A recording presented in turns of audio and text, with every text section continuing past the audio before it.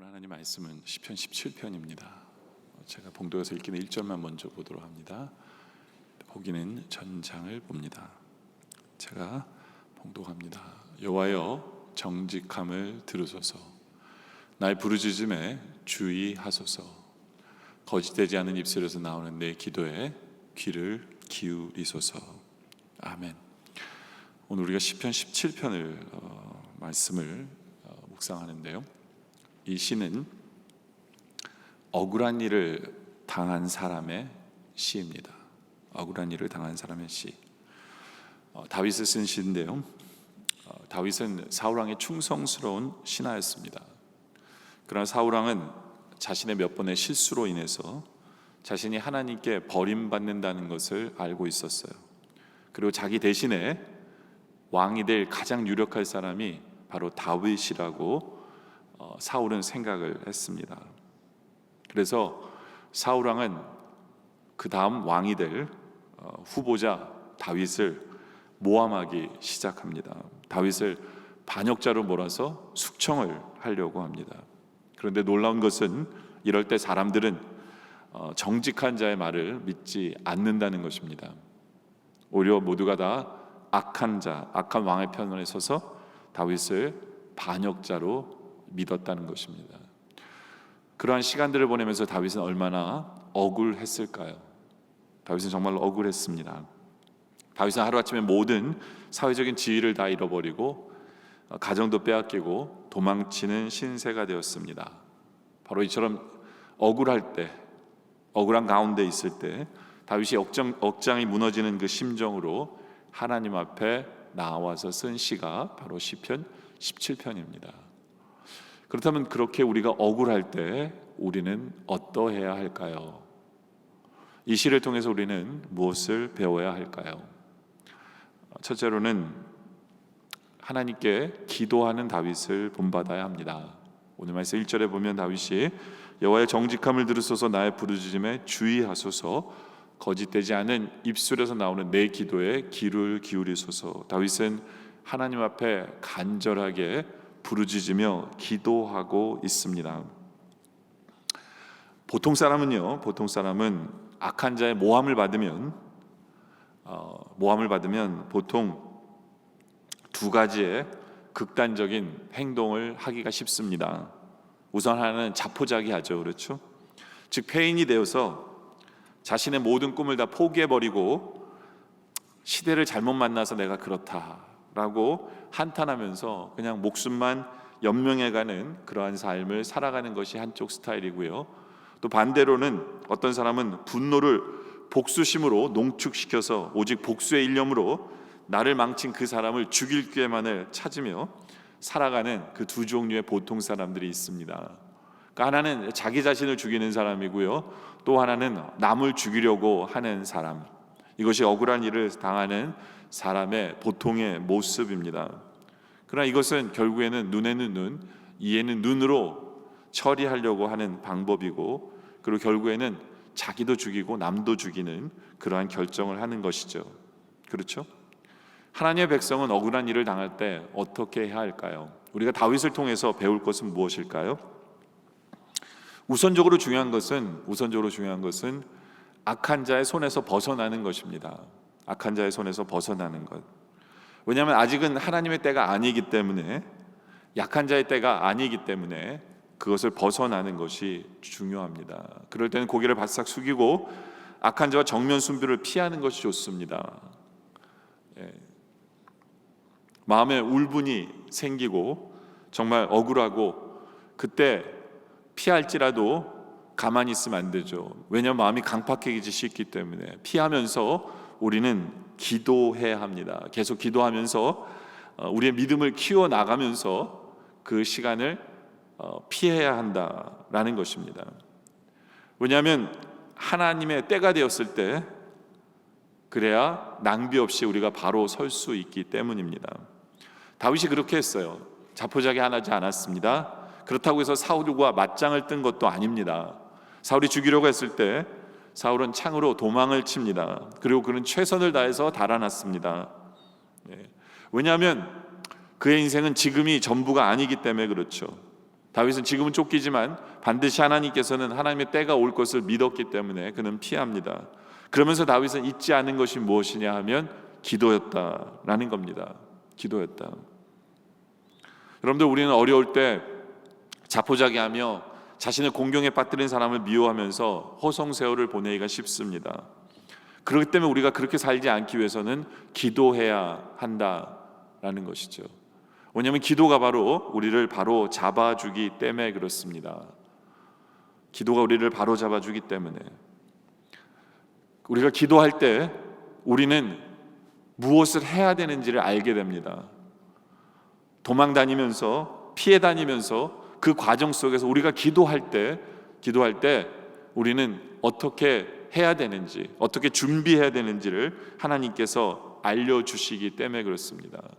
그래서 우리가 기도하면서 나아갈 때 어느 순간에 보면 이제 그 어려움을 이길 수 있는 준비가 되어져 있는 우리의 모습을 보게 하시는 것, 보게 하는 것, 그것이 기도하는 사람의 모습이기 때문에 그렇습니다. 기도하지 않으면 우리 안에 울분만 가득 차고 미치고 팔짝 뛸 것 같고, 그리고 기도하지 않으면 자포자기하고 자폭하고, 그리고 남과 함께 넘어지려고 하는 그러한 마음으로 우리는 가득 차게 됩니다. 그러나 기도하는 종은요, 그 어두움을 준비하는 사람이 돼요.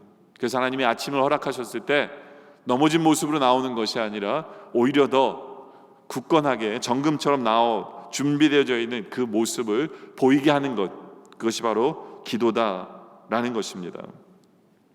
다윗은 사울에게 복수하려고 하지 않았습니다. 사울을 죽이려고 하지 않았어요. 다윗은 택한 것은 기도하는 사람이었어요.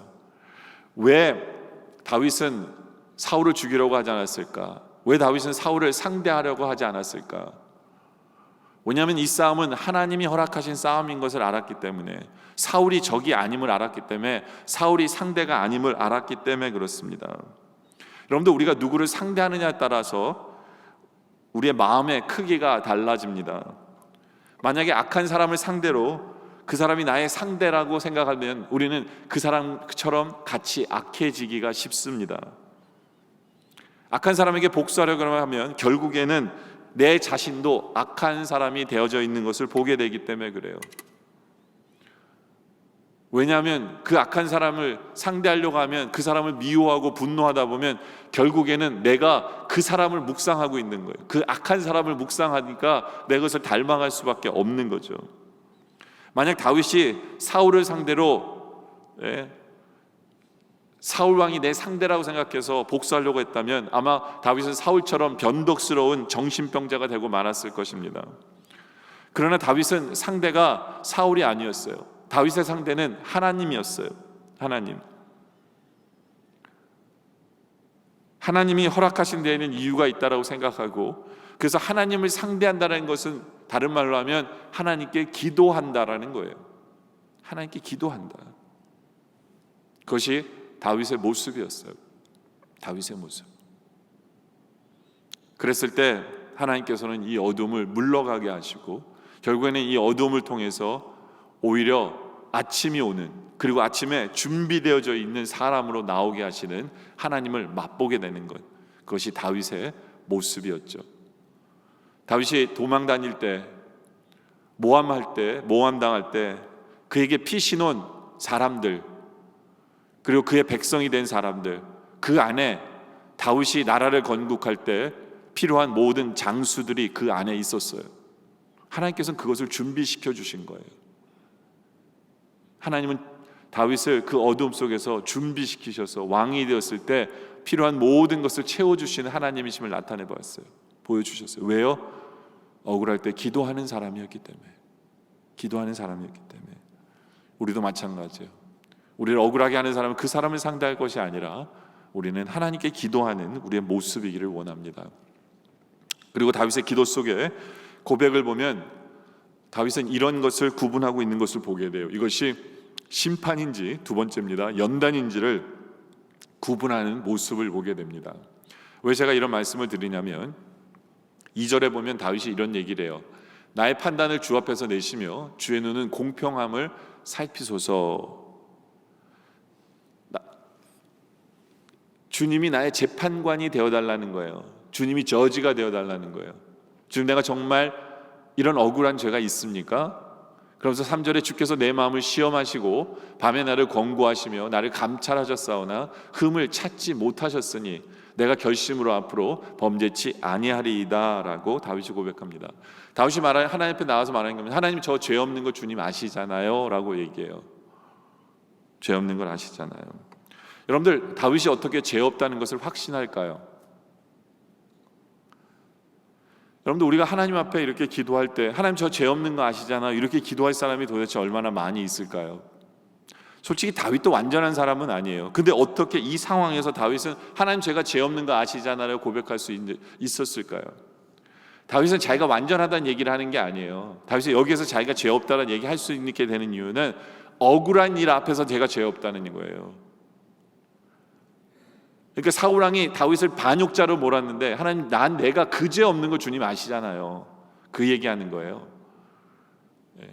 내가 사울왕을 죽이고 내가 대신 왕이 되려고 하는 그런 계획을 세우고 있지 않은 거 주님 아시지 않아요? 주님, 저는 충성스러운 종인 거 주님이 아시잖아요. 그 얘기하는 거예요.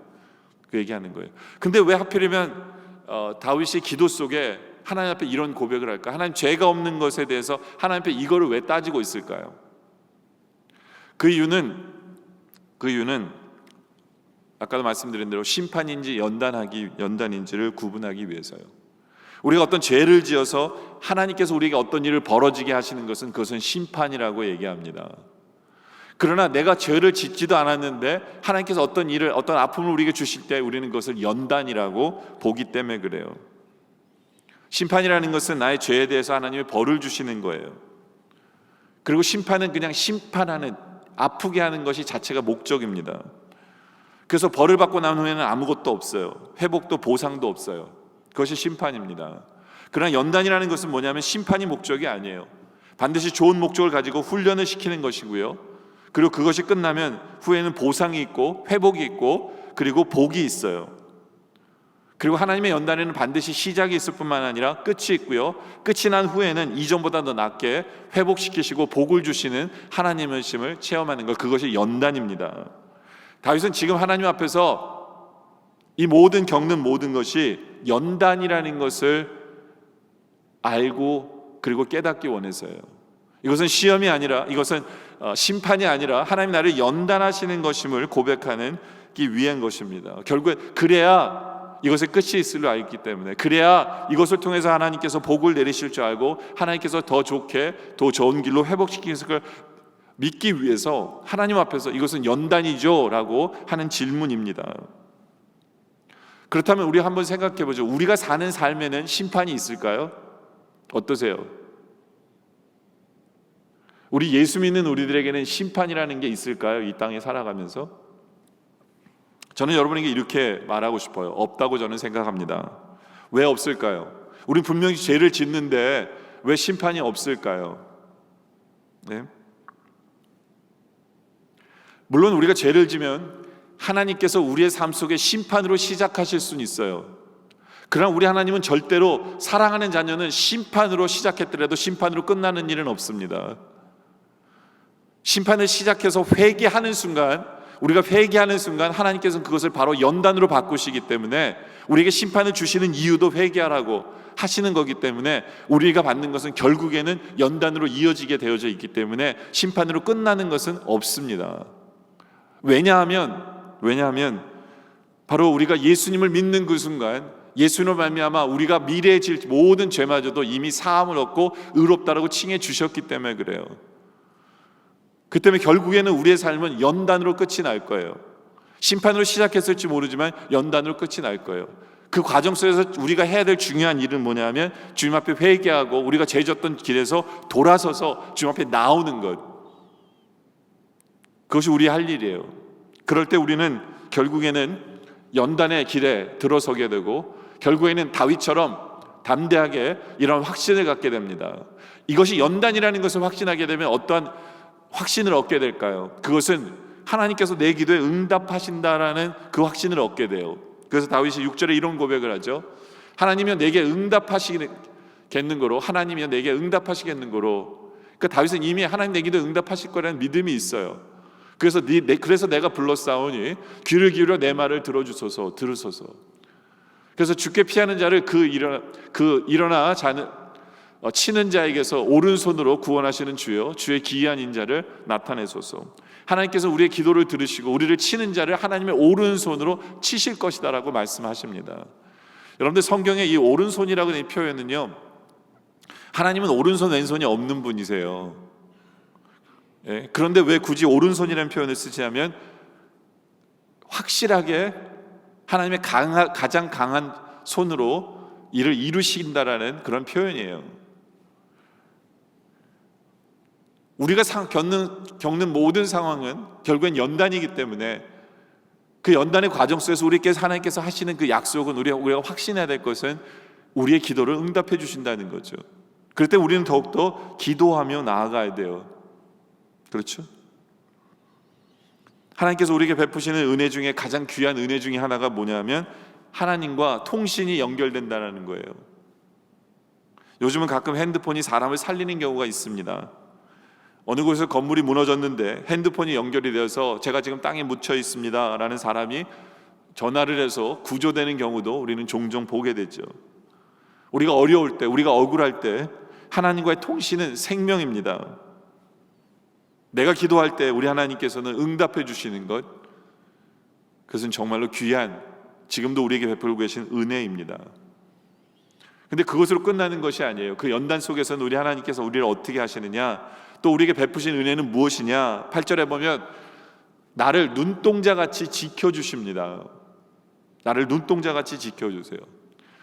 여러분들, 우리 이 눈동자가 참 희한하죠. 이렇게 뭐가 딱 오면 자동적으로 눈꺼풀이 딱 닫혀가지고 반사적으로 우리 눈을 지키는 것,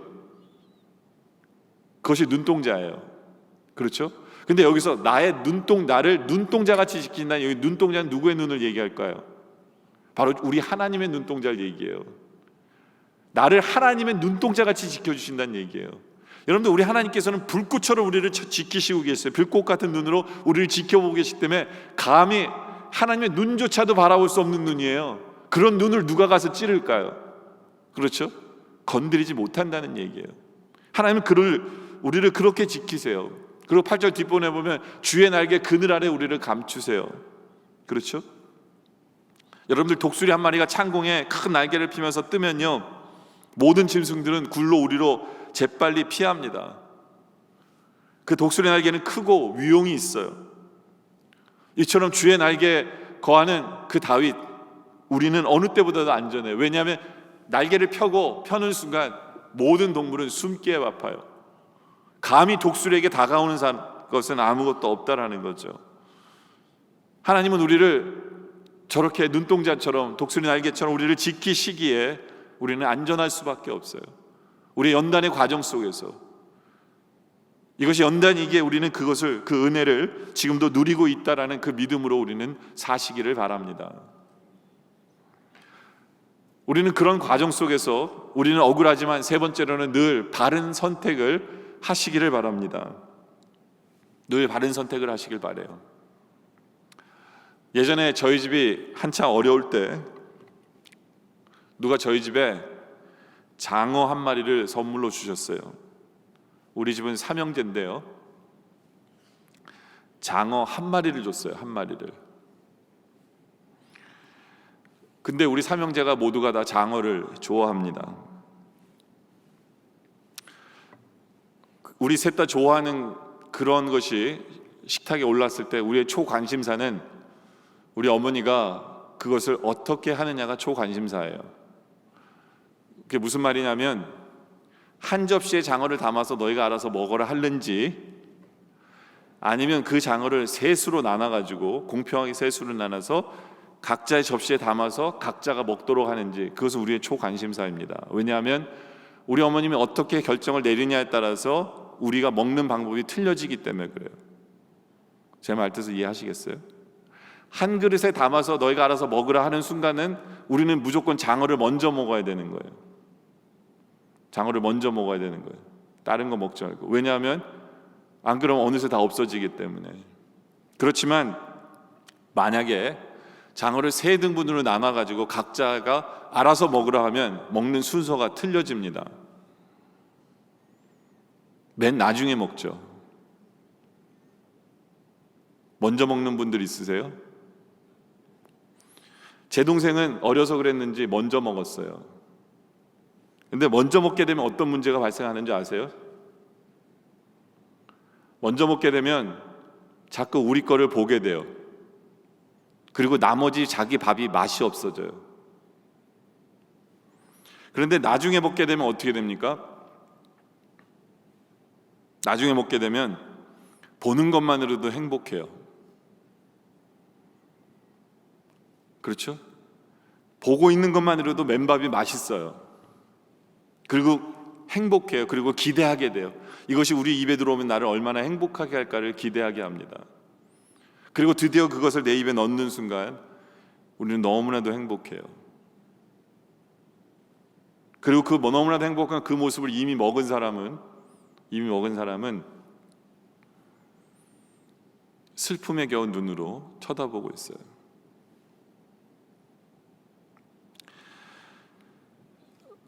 저는 인생사가 매 한 가지가 아닐까라는 생각을 합니다. 좋은 것을 남겨놓고 현재 어려움을 참는 것이 훨씬 낫죠. 미리 좋은 것을 다 써버리고 다 먹어버리고 나중에 고생하는 것은 정말로 어리석은 사람입니다. 오늘 본문에서 다윗이 얘기하는 것이 바로 그거예요. 시편 17편 14절에 보면 다윗이 이렇게 얘기합니다. 여호와여, 금생에서 저희 분깃을 받은 세상 사람들에게서 나를 주의 손으로 구하소서라고 얘기합니다. 이 구절이 참 재밌는 구절이에요. 세상 사람에게서 나를 구원해 주세요라는 것은 다윗의 시에 굉장히 자주 볼 수 있어요. 하나님 원수로부터 나를 구원해 주세요라는 것은 굉장히 자주 볼 수 있는 시입니다. 그런데 이 시가 굉장히 특이한 점이 뭐냐면 누구로부터 나를 구해달라고 얘기하냐면 금생에서 저희 분깃을 받은 세상 사람으로부터 나를 구원해 달라는 거예요. 어떤 원수로부터 나를 구해내 달라는 게 아니라 이미 분깃을 받아 처먹은 그 사람으로부터 나를 건져 달라는 거예요. 이게 무슨 얘기입니까? 칼로 다윗을 죽이려는 사람이 아니에요. 금생에서 저희 분깃을 받은 사람이라는 것은 뭐냐면 자기 몫을 이미 먹은 사람이에요. 자기 몫을 이미 받은 사람을 얘기합니다.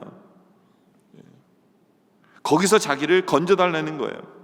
다윗은 절대로 따라하고 싶지 않은 사람이 바로 그런 종류의 사람이고 그 사람과 가까이 하지도 않고 그 사람을 닮아가고 싶지도 않다는 얘기라는 거예요. 한 통속이 되고 싶지 않다는 거예요. 왜요? 그들은 지금 현재의 복을 받아 먹으면서 그리고 그것으로 다 써버리기 때문에 미래에 남겨놓은 복이 하나도 없기 때문에 다윗은 그런 어리석은 삶을 살지 않겠다라고 이야기합니다. 그다음 그런 사람은 어떤 사람일까요? 그 사람은 그는 주의 제물로 배를 채우심을 입은 사람이에요. 이게 무슨 얘기냐면 한마디로 말하면 돈 벌어서 먹고 사는 일에 바쁜 사람이에요. 돈을 벌어서 자기의 배를 채우는데 모든 시간과 열정을 다 쏟는 사람이에요. 자기 배를 채우는데. 근데 여기서 주의 제물이라고 하는 것은 모든 것은 하나님의 것이기 때문에 그렇게 표현한 거예요. 혹시 여러분들은 그것이 우리의 목적은 아닙니까? 우리의 배를 채우기 위해서 지금 현재 우리가 잘 먹고 잘 사는 목표로 우리는 살아가고 있지 않습니까? 그 사람이 바로 금생에서 저희 분깃을 이미 받은 사람이라는 거예요.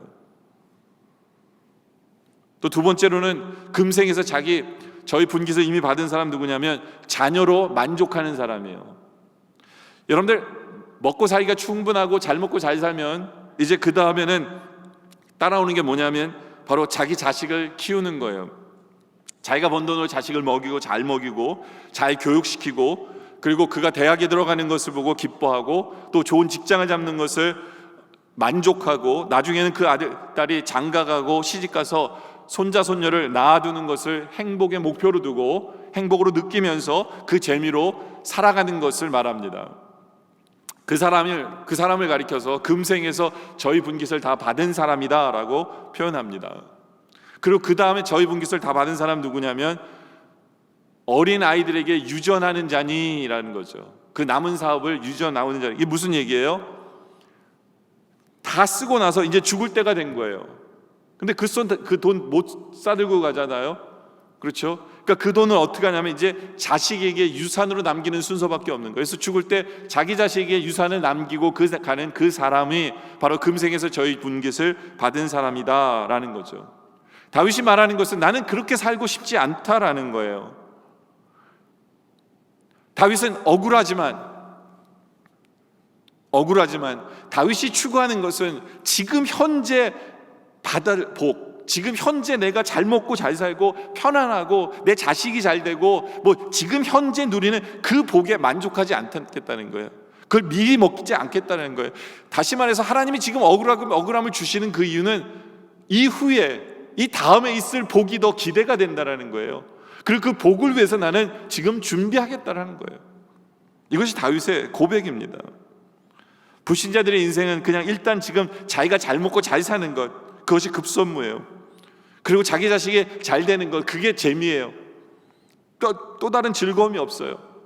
그리고 불신자들은 그 평생 붙들고 살다가 죽을 때 자기 자식들에게 유산으로 남겨주는 것, 그것이 그들의 행복이고 그들의 삶의 목표예요. 그러니까 하나님을 모르는 자들의 그냥 일반적인 삶이 바로 이거예요. 근데 다윗은 그렇게 살고 싶지 않다는 거예요. 그렇게 살고 싶지 않다. 오래전에 이명박 대통령이 그 시장이었을 때 간증해 보면 이런 얘기가 있어요. 너무나도 가난했대요. 그래서 죽으로 끼니를 때운 때가 굉장히 많았는데 그 이명박 그 대통령이었던 분의 옆집에 거지가 살았대요. 근데 그 거지는 가끔가다 쌀밥을 먹는데요. 왜냐면 동냥을 해가지고 쌀밥을 먹고 있는 거예요. 쌀밥을 먹고 있어요. 그래서 너무너무 부러웠다는 거예요. 저 거지는 저러는데 우리 이렇게 시장에서 일하는 우리 어머니는 우리에게 먹을 것도 제대로 못 주나. 오히려 거지가 더 낫다. 그런데 그분의 어머니는 항상 얘기했대요. 우리는 아무리 가난해도 절대로 빌어먹지 말아야 한다. 땀을 흘리고 그것을 통해서 우리는 먹어야 한다라는 것을 늘 가르쳐 주셨대요. 그리고 나중에 시간이 되어서 거지 부모를 둔 그 옆집의 사람을 만났는데 아직도 빌어먹고 있더래요. 자신은 땀 흘려서 성공했는데 아직도 빌어먹고 있더래요. 아직도 그 모양 그 꼴로 살고 있다는 거예요. 여러분들 정말 그렇지 않아요? 성도라는 사람이 지금 당장의 복에 매여가지고 아무거나 한다, 대충 산다, 그것은 우리의 모습이 아니죠. 그것처럼 못난 꼴은 없어요. 그렇죠? 지금 우리가 아무리 잘 먹고 잘 살면 뭐합니까? 영원한 영벌이 기다리고 있다면 아무런 소용이 없죠. 그렇죠? 우리는 늘 그러기 때문에 바른 선택을 해야 돼요. 지금 어렵지라도, 지금 억울할지라도 바른 선택을 할 필요가 있어요. 그렇다면 우리가 누릴 수 있는 가장 큰 복은 무엇일까요? 시편 17편 15절에 보면 나는 의로운 중에 주의 얼굴을 보리니 깰 때에 주의 형상으로 만족하리이다. 주님의 얼굴을 보는 것. 그렇죠? 나는 주님의 얼굴을 봅니다. 이것이 우리에게 가장 행복이고 가장 큰 축복이에요. 우리는 그것을 위해서 살아가고 있어요. 억울하지만 참고 견디는 이유는 내가 사모하는 주님의 얼굴을 볼 수 있기 때문에. 여기서 보면은 깰 때에라는 이 표현은요, 깰 때는 언제 깰 때냐 둘 중에 하나예요. 죽어서 다시 살아났을 때, 그때 깰 때를 표현해요. 그러니까 저 천국에서 주님의 형상을 본다라는 것도 얘기하고요. 또 다른 걸 깰 때라는 것은 내가 지금 어둠을 걸어가고 있지만, 너무나 힘든 시간을 갖고 있지만 깰 때 내가 다시 회복되는 순간 주님의 얼굴을 보는 것. 이 두 가지의 축복은 우리에게 약속되어진 축복입니다. 약속되어진 축복이에요. 우리는 그것을 위해서 지금도 준비하고 그것을 위해서 바른 선택을 해야 하는 거예요. 잠에서 깰 때 누구를 볼 수 있다는 것은 큰 축복이에요. 그렇지 않아요? 저는 어릴 때부터 꿈자리가 사나운 사람이었어요. 마음이 안정이 안 되고 항상 죄 가운데 살다 보니까 꿈은 항상 악몽을 꿔요. 항상. 그래서 항상 선잠을 자요. 그리고 항상 선잠을 자는데 혼자 자기가 무서웠어요. 저는 고등학교 때까지도 혼자 자는 게 무서워서 동생들한테 야, 너 나랑 같이 잘래? 해서 동생들 데리고 잔 적이 참 많아요. 근데 혹시라도 제가 혼자 자야 되면 어떻게 하냐면, 저는 키가 컸는데요, 침대가 항상 짧아요. 근데 침대 끝에 다리가 요만큼 나오면 항상 무서워요. 왜냐면 침대 밑에서 누가 내 다리를 붙잡을까 봐. 근데 긴 침대를 살 수 있는 형편이 아니었어요, 예전에는. 그래서 어떻게 합니까? 항상 잠의 모습이 이렇게 쭈그리고 자요. 이 무릎이랑 이렇게 항상. 그래서 저 어머님 항상 저한테 뭐라고 그러셨냐면, 야, 믿는 사람한테 그런 얘기 되는지 모르지만, 야, 복 나가게 너는 자는 꼴이 왜 그렇게 자냐. 근데 항상 이러고 쭈그리고 자요. 항상. 그리고 쭈그리고 자면서도 꿈이 항상 꿈속에서 누구에 쫓기고 도망다니는 그러한 삶을 살았어요. 그러다 보니까 베개나 이런 이부자리가 축축히 적셔 있는 적이 참 많아요. 물론 이제 폐결핵도 알아서 그랬지만, 근데 그런 저를 살려준 사람이 제 아내인 것 같아요. 결혼하고 나니까 되게 편해요. 무섭지도 않고요. 네. 그리고 꿈을 꿔도 눈을 떠보면 아내 얼굴이 있으니까 마음에 안정이 되더라고요. 우리 결혼하신 남자분들, 아침에 눈을 떴을 때 여러분의 옆에서 코를 고며 자는 아내 얼굴을 보면서 감사합니다 라고 해보신 적 있으세요? 네. 아니면 으이그 지겨운 얼굴 뭐 이렇게 생각을 하십니까? 여러분들 자고 일어났을 때 아내 얼굴을 보면서 감사합니다 라고 할 수 있는 그 복, 근데 그보다 더 큰 복이 뭐냐면, 내가 자고 일어났을 때 주님의 얼굴을 내가 봅니다. 주님이 나와 함께 하심을 봅니다. 내가 지금 고난의 길을 통과하고 있을지라도 아침에 자고 일어났을 때 하나님 나에게 잠을 주심에 감사합니다. 이제 하나님과 함께 시작합니다. 그리고 주님의 얼굴을 보면서 살 수 있는 그것보다 더 큰 축복은 없어요. 네. 그렇게 하루를 시작하면 자신감 있게 시작하고요. 그렇게 시작한 하루는 어떤 고난 앞에서도 확신하게 되고, 그리고 그렇게 시작된 하루는 영원한 천국의 시작을 맛볼 수밖에 없는 것이죠. 바로 이것이 우리의 모습이기를 원합니다. 이제 말씀의 결론을 내리죠. 여러분들, 우리가 살아다 보면 억울할 때도 있어요. 그러나 기도로 준비하는 우리의 모습이기를 원합니다. 그리고 우리는 항상 연단 속에 들어가요. 죄진 거 있으면 회개하세요. 그러나 항상 연단으로 들어가기 때문에 연단의 끝은 있어요. 그리고 복은 준비되어져 있습니다. 우리는 그것을 위해서 늘 바른 선택을 하세요. 지금 현재 잘 먹고 잘 사는 것이 목표가 되지 마시기 바랍니다. 지금 잘 먹고 잘 살아서 나중에 우리가 후회하는 일이 없기를 바라요. 지금 힘들지라도